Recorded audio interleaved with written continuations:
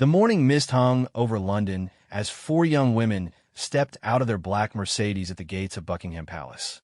Jenny Kim adjusted her elegant blazer, while Lisa Manobal smoothed down her perfectly styled hair. Jisoo Kim and Rose Park exchanged nervous glances as they approached the imposing iron gates that had welcomed countless dignitaries, celebrities, and royalty throughout history. The journey to this moment had begun 3 weeks earlier in Seoul, South Korea. BLACKPINK had just finished their final concert of the Born Pink World Tour at the Gocheok Sky Dome. The four members were exhausted, but exhilarated, having performed for over 2 million fans across 6 continents. As they gathered in their dressing room, removing makeup and changing out of their stage costumes, their manager Yang Hyun-suk burst through the door with an expression they had never seen before. "Girls, sit down," he said, his usually composed demeanor cracking with barely contained excitement. "I just received the most extraordinary phone call from the British Embassy." The members looked at each other with confusion. They had performed in London several times, and while the crowds were always enthusiastic, they couldn't imagine what would warrant such urgency from the embassy. Young pulled out his phone and read from his notes. King Charles III wishes to honor BLACKPINK with Member of the Order of the British Empire Awards for your outstanding contribution to international cultural exchange and youth empowerment through music. The room fell silent. Jenny, usually the first to speak, sat speechless. Lisa's eyes widened in disbelief. Jisoo covered her mouth with her hands, while Rose simply stared at their manager as if he had spoken in a foreign language. MBE Awards? Jisoo finally whispered. Like actual royal honors? Yang nodet figurosely. The ceremony is scheduled for 3 weeks from today at Buckingham Palace. You would be the first K-pop group to receive such recognition from the British monarchy.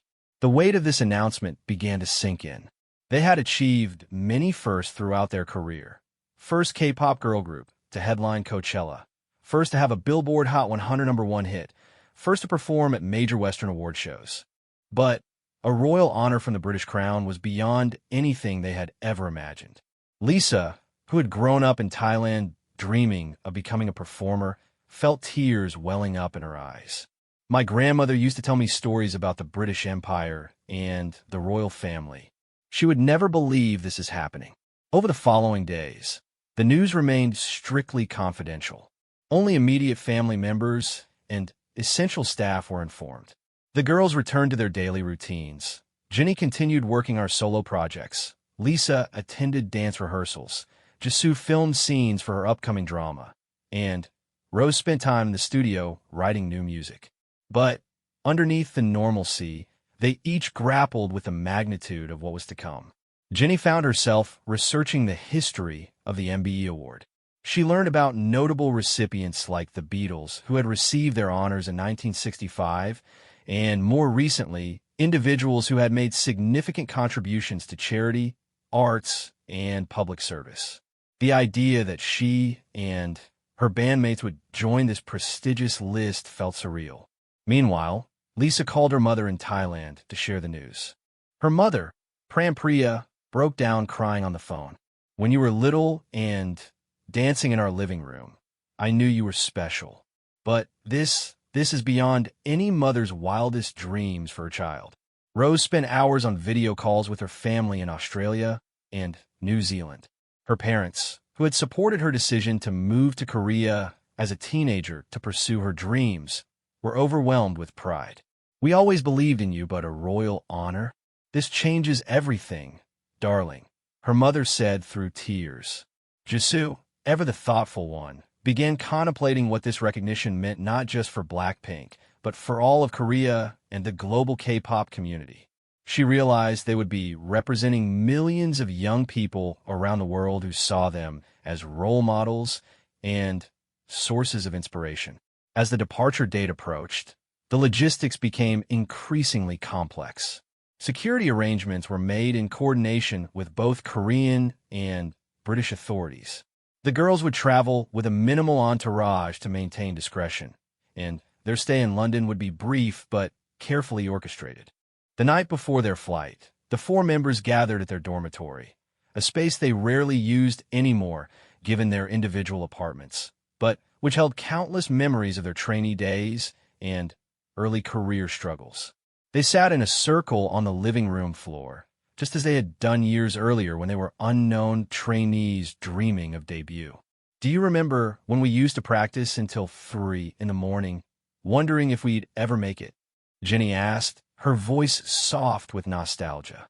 I remember crying because I missed my family in Thailand and didn't know if this was all worth it, Lisa added, her accent carrying hints of her homeland. We've come so far from those scared teenagers, Rose reflected, strumming her guitar absent-mindedly. Jisoo, the eldest and often considered the group's emotional anchor, looked at each of her bandmates. Tomorrow, we're not just going to receive awards. We're carrying the dreams of every trainee who ever practiced in a small room, hoping for their chance. We're representing every fan who found strength in our music. We're showing the world that Korean artists belong on any stage, in any room, receiving any honor. The flight to London was surreal. As their plane soared over the Pacific, then across continents, each member processed the journey in her own way. They had flown this route many times for concerts and promotions, but this trip felt different. This time, they were traveling not just as entertainers, but as representatives of their generation and their country's cultural impact on the world. Upon landing at Heathrow Airport, they were met by British Embassy officials and discreetly transported to their hotel. The London streets looked the same as always, but everything felt charged with new significance. Tomorrow, they would walk through the gates of Buckingham Palace not as visitors, but as guests of honor of the British Crown. That evening, as they prepared for bed in their London hotel rooms, each member felt the weight of history settling around them. In less than 12 hours, they would meet King Charles III and receive honors that would forever change not just their own lives, but the perception of K-pop on the global stage. Dawn broke over London with unusual brightness, as if the city itself was preparing for something extraordinary. In their suite at Claridge's Hotel, the 4 members of BLACKPINK were already awake, despite having barely slept. Room service had delivered traditional English breakfast, but none of them had much appetite. The reality of meeting the King of England in just a few hours had finally settled in completely. A soft knock at the door interrupted the morning quiet. Their stylist team had arrived, led by Mrs. Margaret Whitfield, a distinguished British woman who specialized in royal protocol and formal dress codes. She had been personally recommended by the palace staff to ensure everything would be perfect for the ceremony. "Good morning, ladies," Mrs. Whitfield said with a warm but professional smile. "Today is quite special, isn't it? I've been dressing people for royal occasions for 30 years, and I must say, this is one of the most exciting appointments I've ever had." She opened several garment bags, revealing 4 exquisitely tailored outfits. Each had been designed specifically for the occasion, elegant, respectful, but still allowing each member's personality to shine through. For Jenny, there was a sophisticated navy blue dress with subtle Korean-inspired embroidery along the hemline. Lisa's outfit was a cream-colored suit with delicate floral patterns that nodded to her Thai heritage. Jisoo's ensemble was a classic black dress with pearl accents that spoke to timeless elegance. Rose's outfit was a soft pink dress that complemented her gentle demeanor while maintaining royal protocol standards. "The palace has very specific guidelines," Mrs. Whitfield explained as she helped each member into their outfits. "Skirt length must be appropriate, shoulders should be covered during the ceremony, and jewelry should be elegant but not overwhelming.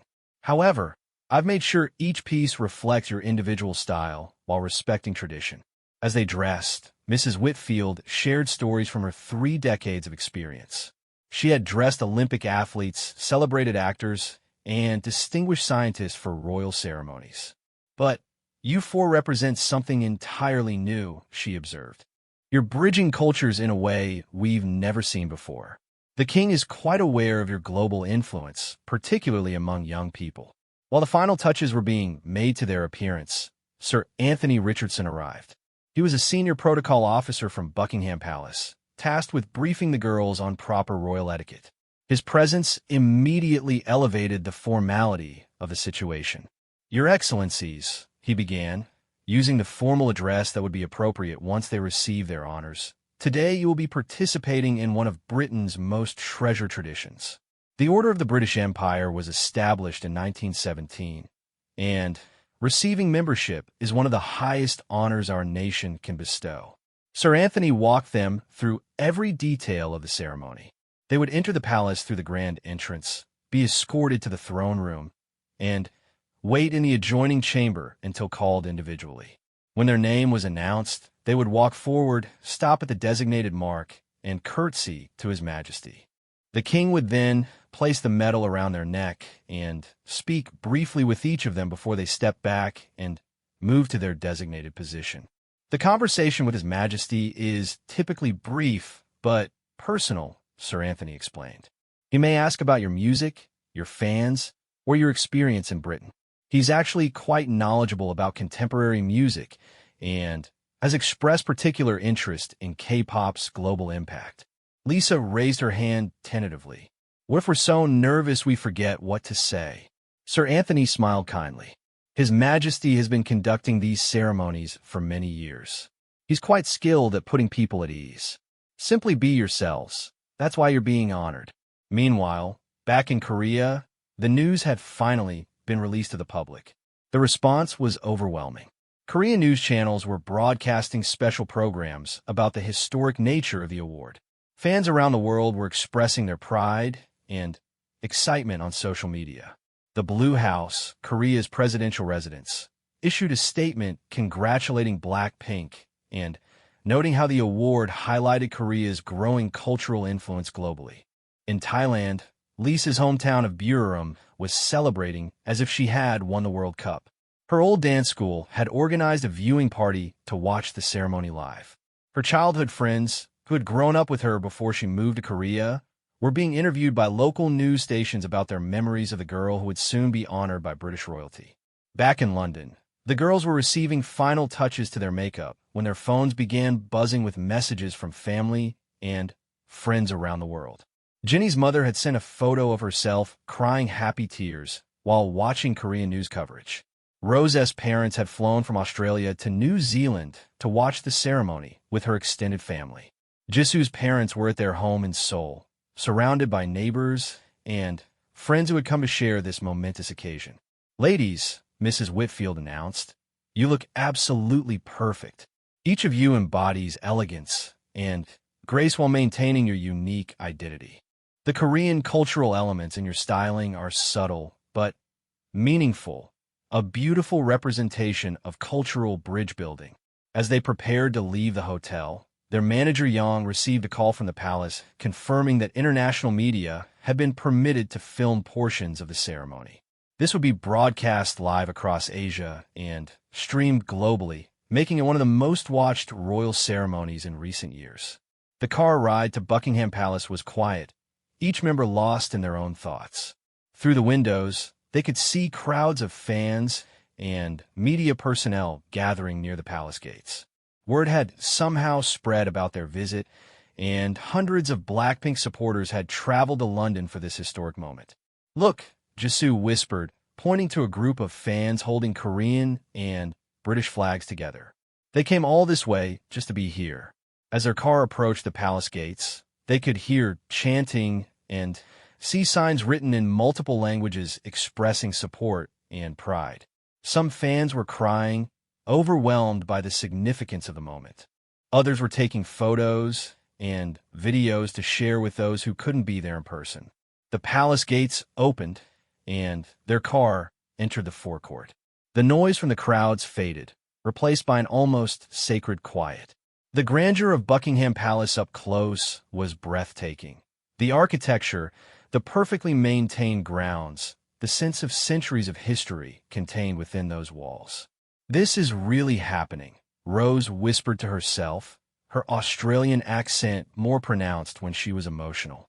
A palace official greeted them at the entrance. "Welcome to Buckingham Palace," he said formally but warmly. "His Majesty is looking forward to meeting you all. This is indeed a historic day." the first time a K-pop group has been honored in this way. As they were escorted through the palace corridors, past portraits of previous monarchs, and displays of priceless artifacts, each member felt the weight of the moment. They were not just four girls from Korea anymore.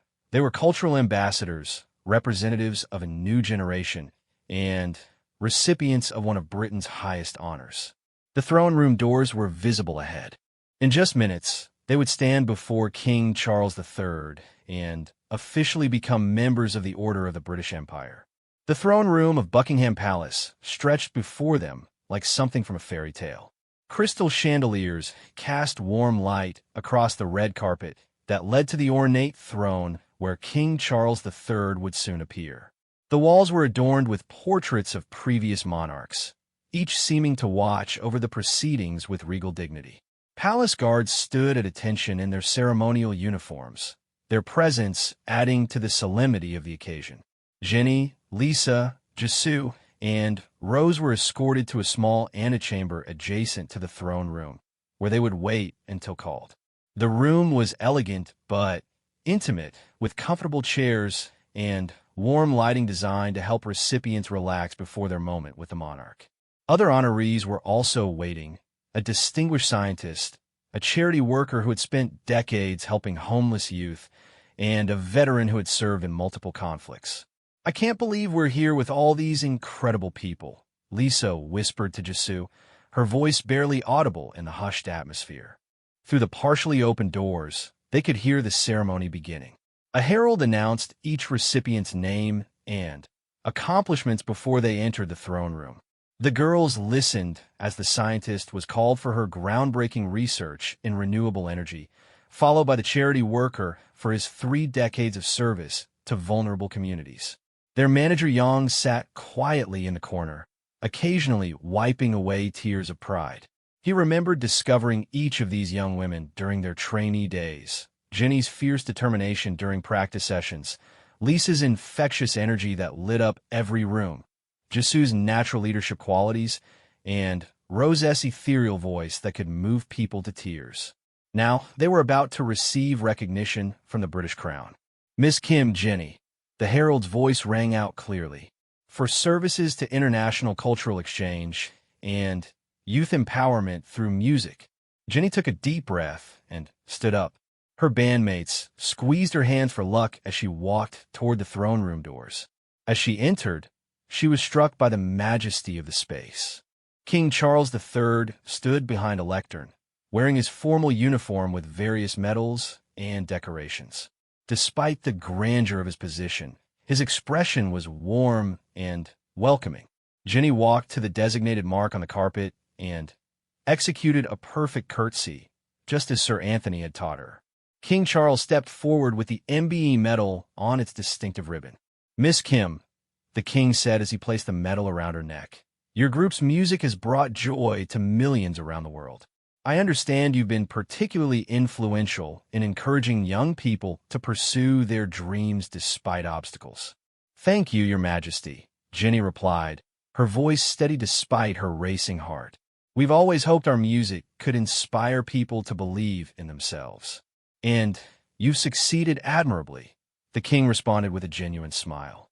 "I've been told your concerts are quite spectacular. Perhaps one day you'll perform for us here in Britain again." "We would be deeply honored, Your Majesty," Jenny said, curtsying once more before stepping back to her designated position. Next came Lisa's turn. As her name was called, Miss Prampriya Manobal, known professionally as Lisa, she felt her grandmother's presence with her. Walking into the throne room, she thought of all the times her grandmother had told her stories about royalty and nobility, never imagining that one day Lisa herself would stand before a king. "Miss Manobal," King Charles said as he placed the medal around her neck, "I understand you're originally from Thailand, but trained in Korea before achieving global success. Your journey represents the beautiful cultural connections that music can create." "Yes, Your Majesty," Lisa responded. "Music has allowed me to share my heritage while embracing new cultures. It's taught me that we're all more similar than different." "A wise perspective," the king noted. "Thailand and Britain have a long history of friendship, and you're continuing that tradition in a wonderful new way. When Jisoo's name was announced, she thought of her parents watching this moment live on television in Seoul. As she curtsied before King Charles, she felt the weight of representing not just BLACKPINK, but all Korean artists who had dreamed of global recognition. Miss Kim Jisoo, the king said, "I'm told you're also an accomplished actress in addition to your musical achievements. The arts have always been important bridges between cultures." "Thank you, Your Majesty," Jisoo replied. "We've learned that when we share our authentic selves through art, people connect with our humanity rather than seeing us as foreign or different. That's the true power of cultural exchange," King Charles agreed. "You've used your platform to show that creativity knows no borders." Finally, Rose's moment arrived. As she walked into the throne room, she thought of her journey from Australia to Korea to this palace in England. The path had been unexpected and sometimes difficult, but it had led to this incredible moment. "Mississippi Roseanne Park," the king said, using her full name as he placed the medal around her neck. "Your vocal abilities have been praised worldwide, and I understand you're also a songwriter. Creating music that resonates across cultures is a rare gift." "Your Majesty," Rose responded, "music has always been a universal language. We've been amazed to see how our songs can make people feel connected even when they don't understand all the words." "Music speaks to the soul," the king observed. "You four young women have reminded the world of that truth." After all four members had received their medals, they were positioned together for official photographs. King Charles stood with them, the MBE medals gleaming against their elegant outfits. The palace photographer captured multiple angles, knowing these images would become historic documents. I must say, King Charles addressed all four of them during the photo session. "This is one of the most globally significant ceremonies I've had the pleasure of conducting. Your influence extends far beyond entertainment. You've become cultural ambassadors who promote understanding and unity." Following the formal photographs, they were escorted to a private reception room where they would have a few minutes to speak more informally with the king. The atmosphere was more relaxed, though still respectful of royal protocol. "Tell me," the king said as they settled into the comfortable seating area, "what does this recognition mean to you personally?" The girls exchanged glances, and Jisoo, as the eldest, spoke first. "Your Majesty, when we began our careers, we hoped to make music that would touch people's hearts. We never imagined we would be recognized by the British Crown. This honor validates not just our work, but the dreams of all artists from Korea and Asia who hope to share their culture with the world. We're also thinking of our fans," Jenny added. "Many of them have told us that our music helped them through difficult times or gave them confidence to pursue their own dreams. This recognition shows them that their support has led to something truly extraordinary." Lisa nodded enthusiastically. "In Thailand, young people often feel like they have to choose between honoring their traditions and pursuing international success. I hope this shows them they can do both." And in Australia, Rose continued, "I know there are many Asian Australian young people who sometimes feel caught between cultures. Maybe this will help them see that being multicultural is actually a strength." King Charles listened intently to each response. "You speak with remarkable wisdom for such young women. The Commonwealth includes many nations with rich cultural traditions, and you've demonstrated how those traditions can flourish on the global stage while maintaining their authenticity." As their time with the king came to an end, he offered some final words. "Remember that with this recognition comes opportunity and responsibility. You now carry not just your own dreams, but the hopes of many who see themselves reflected in your success. I have every confidence you'll continue to use your influence wisely and compassionately." The four members curtsied one final time before being escorted from the reception room. As they walked through the palace corridors, now officially as members of the Order of the British Empire, they could hardly process the magnitude of what had just occurred. In their hands, they carried the official certificates that would serve as permanent reminders of this historic day. Stepping out of Buckingham Palace into the afternoon London air felt like entering a completely different world. The quiet reverence of the royal ceremony gave way to an explosion of energy from the hundreds of fans who had gathered outside the gates. The moment the four members appeared, wearing their MBE medals proudly, the crowd erupted in cheers that could be heard blocks away. "BLACKPINK! BLACKPINK!" The chant rose from hundreds of voices speaking in dozens of different languages. Korean fans had flown in from Seoul. Thai supporters had made the journey from Bangkok to celebrate Lisa. Australian Blinks had crossed the globe for Rose, and British fans of Korean heritage felt a special pride seeing their cultural background honored at the highest levels. The girls waved to the crowd, still processing the surreal nature of the day. Media personnel from major news networks around the world were positioned strategically to capture every moment. BBC News, CNN International, Korean Broadcasting System, Thai television networks, and Australian media outlets all had reporters providing live coverage of this historic moment. Sarah Chun, a BBC correspondent who specialized in cultural stories, was broadcasting live to audiences across Europe and Asia. "What we're witnessing today is unprecedented," she reported, her voice filled with excitement. Never before has a musical group from Asia received such recognition from the British Crown. The scenes here outside Buckingham Palace demonstrate the global impact of Korean popular culture and these four remarkable young women. The girls were escorted to a designated area where they would hold a brief press conference. International journalists had been waiting for hours to ask questions about this groundbreaking moment. As they approached the microphones, cameras flashed continuously, capturing every expression and gesture. The first question came from a Korean journalist. "How does it feel to be the first K-pop group to receive MBE awards from the British Crown?" Jisoo stepped forward to the microphone, her voice clear and emotional. "We are deeply humbled and honored. This recognition belongs not just to us, but to all the artists, producers, choreographers, and countless others who have contributed to K-pop's global journey. We're also grateful to our fans worldwide who have supported us and made this moment possible." A British reporter asked, "What did King Charles say to you during the ceremony?" Jenny answered this time. "His Majesty was incredibly warm and knowledgeable about our music and its impact. He emphasized how music can bridge cultures and bring people together. He encouraged us to continue using our platform to promote understanding and unity." Lisa was asked about representing Thailand in this moment. Fighting back tears, she responded, "My grandmother always told me to be proud of where I come from while being brave enough to explore the world. Today, I felt her with me, and I hope young people in Thailand see that they can honor their heritage while achieving their wildest dreams." Meanwhile, social media platforms were experiencing unprecedented activity. The hashtags #BLACKPINK, #RoyalBlinks, and #K-pop royalty were trending worldwide.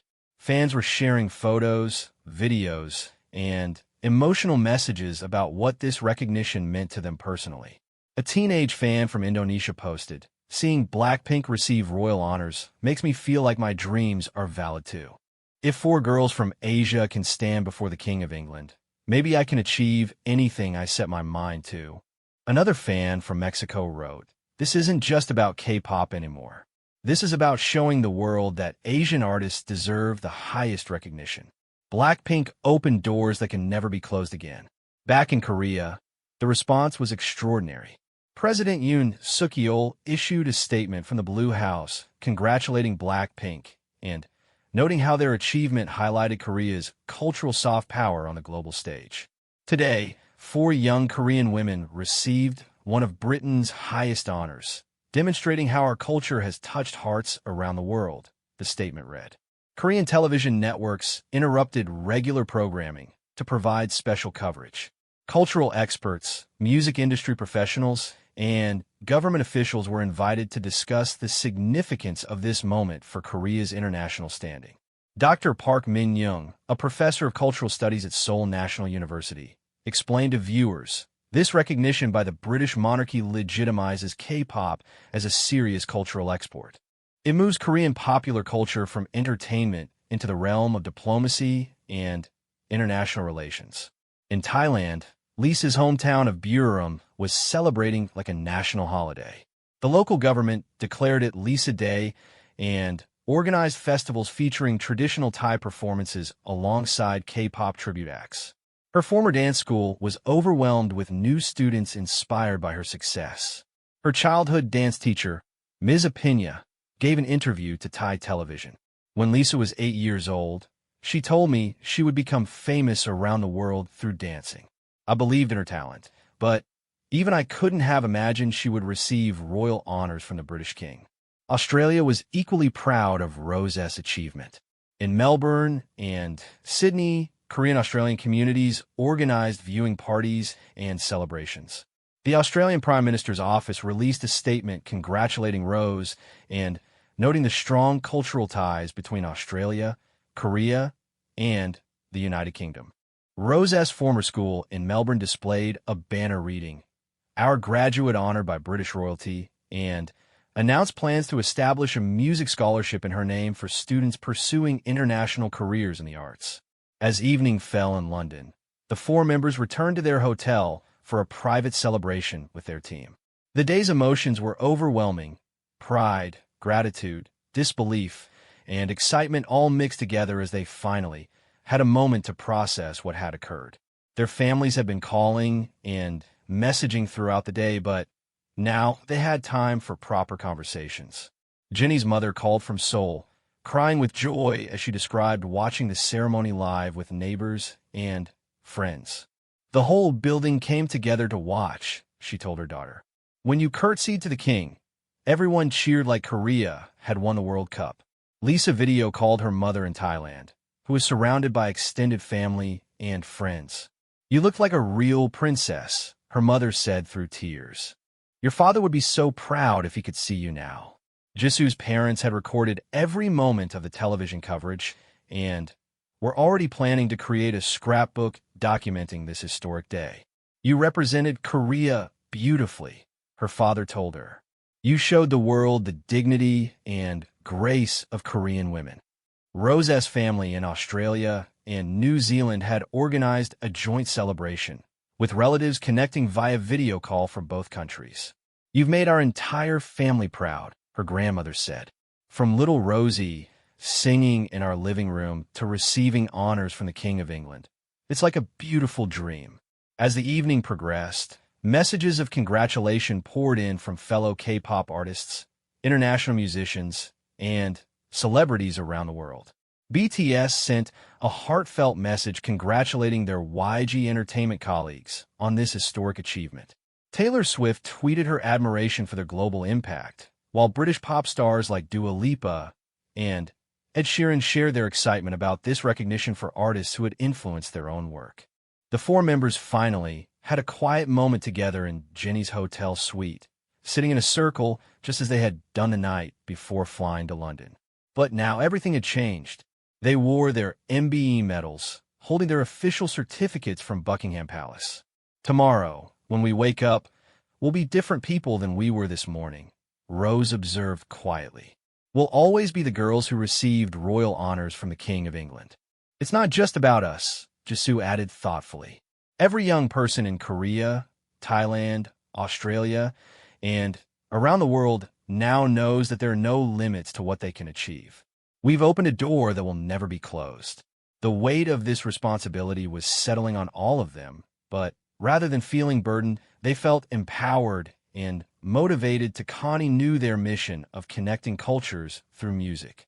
6 months after receiving their MBE awards, the impact of that historic day continued to ripple across the global entertainment landscape. BLACKPINK had returned to their individual projects and group activities, but everything they did now carried additional weight and significance. They were no longer just K-pop stars. They were officially recognized cultural ambassadors who had proven that Asian artists could achieve the highest honors in Western society. The immediate aftermath of the ceremony had been overwhelming. International media coverage continued for weeks with documentaries and special programs examining the significance of their royal recognition. Universities began incorporating their achievement into courses on globalization, cultural diplomacy and the soft power influence of popular culture. Harvard Business School invited Jenny to speak at a symposium on global brand building and cultural export strategies. Standing before an audience of future business leaders, she reflected on their journey from sole trainees to British royalty honorees. Success isn't just about talent or hard work, she told the students. It's about staying authentic to your roots while being brave enough to embrace the unknown.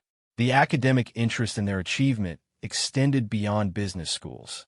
Oxford University's Department of International Relations organized a conference titled K-pop Diplomacy, Cultural Soft Power in the 21st Century, with BLACKPINK's MBE recognition serving as a central case study.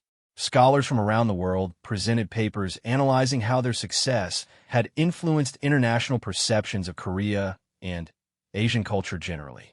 Lisa found herself invited to speak at cultural exchange programs between Thailand and the United Kingdom. The Thai Ministry of Culture appointed her as an official cultural ambassador, recognizing her role in promoting Thai heritage on the global stage. During one memorable event at the Thai Embassy in London, she performed a traditional Thai dance she had learned as a child, followed by BLACKPINK's hit songs, demonstrating the beautiful fusion of traditional and contemporary culture. When I was growing up in Buram, Lisa told the audience, "I never imagined that my Thai heritage would one day be celebrated in a British palace.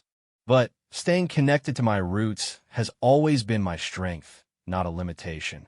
The Thai government announced plans to establish the Lisa Manobal Foundation to support young artists from rural areas who dreamed of international careers. The foundation would provide training, scholarships, and mentorship programs designed to help talented individuals pursue their ambitions while maintaining connections to their cultural heritage.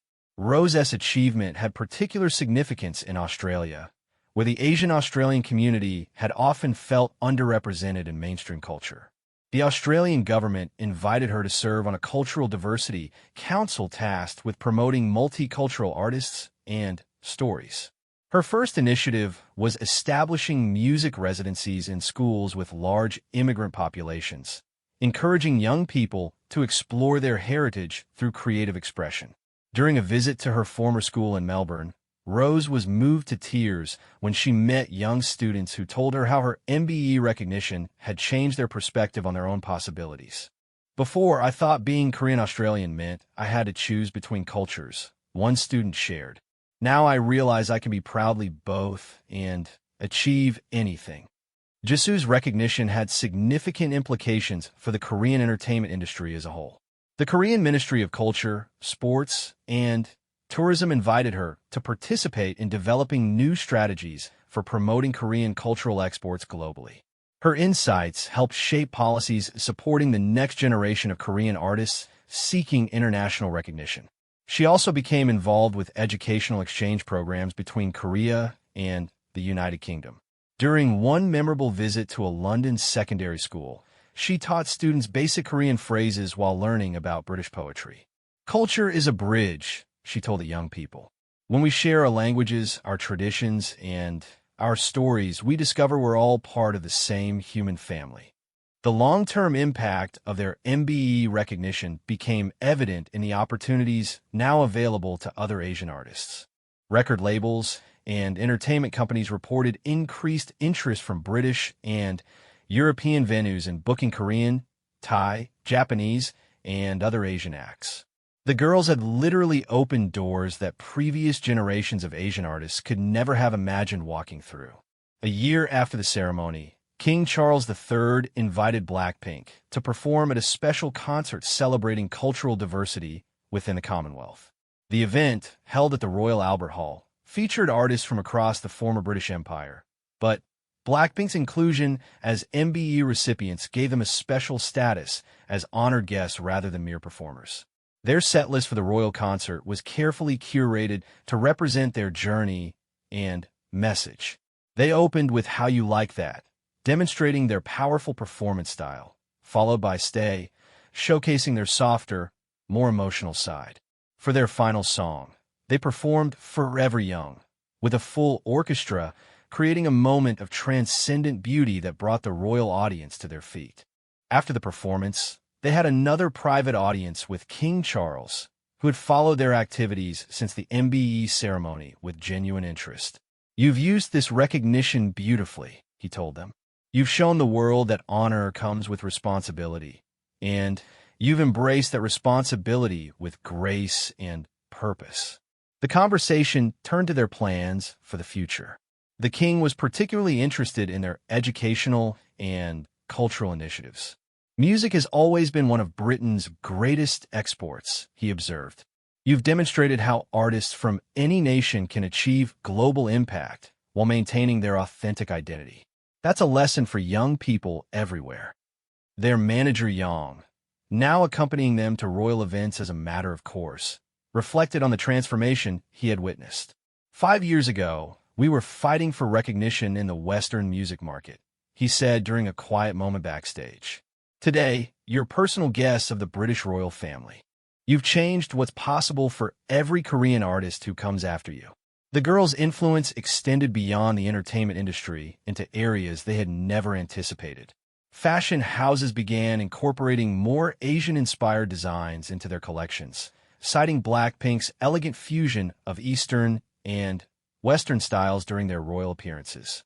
Food trends shifted as British restaurants reported increased interest in Korean, Thai, and other Asian cuisines, with many establishment owners crediting BLACKPINK's cultural ambassador role for opening British minds to diverse experiences. Educational institutions reported significant increases in enrollment for Korean language courses, Thai cultural studies, and Asian history programs. The University of Cambridge announced plans for a new degree program in global cultural studies, with BLACKPINK's achievement serving as a foundational case study in successful cross-cultural communication. Perhaps most significantly, mental health organizations noted positive changes in reports from young Asian people living in Western countries. The visibility and recognition achieved by BLACKPINK had provided representation that many had never seen before, leading to increased confidence and reduced feelings of cultural isolation among immigrant communities. As the second anniversary of their MBE ceremony approached, the 4 members gathered once again in their old dormitory in Seoul. The space now felt like a shrine to their journey. Photos from Buckingham Palace hung alongside pictures from their trainee days, creating a visual timeline of their extraordinary transformation. "Do you think we've changed?" Lisa asked, looking around at the familiar space where they had spent countless hours dreaming of success. "We're the same people," Jenny replied thoughtfully, "but our understanding of what's possible has completely expanded. We used to dream of performing at big venues. Now we're thinking about the young girl in a small town somewhere who might see our story and believe that her dreams are achievable too." Jisoo picked up one of their MBE certificates, still amazed by the reality of their achievement. "The most beautiful thing is that this recognition doesn't belong just to us. Every fan who supported us, every family member who believed in us, every young artist who saw us as proof that their dreams were valid, they're all part of this honor." Rose strummed her guitar softly, creating a gentle melody that seemed to capture the emotion of the moment. "When we were trainees, we used to talk about wanting to make our mark on the world. I don't think we fully understood what that would mean or how it would feel. The responsibility is enormous," Jisoo added, "but so is the opportunity. We have platforms and access that most artists never achieve. What we do with that will define our real legacy." Their conversation was interrupted by a call from their publicist. The British Embassy in Seoul was requesting their participation in a cultural exchange program designed to strengthen UK-Korea relations through artistic collaboration. The program would bring British and Korean artists together for joint projects, with BLACKPINK serving as honorary ambassadors. As they discussed the details of this new opportunity, it became clear that their MBE recognition had transformed from a single moment of achievement into an ongoing responsibility and privilege. They were no longer just entertainers. They had become bridges between cultures, symbols of possibility, and proof that authenticity and excellence could overcome any barrier. The sun set over Seoul as they made plans for their next chapter. Their MBE medals might hang in their individual homes now, but The spirit of that day at Buckingham Palace continued to guide every decision they made. They had achieved something that seemed impossible, and in doing so, they had expanded the realm of possibility for countless others.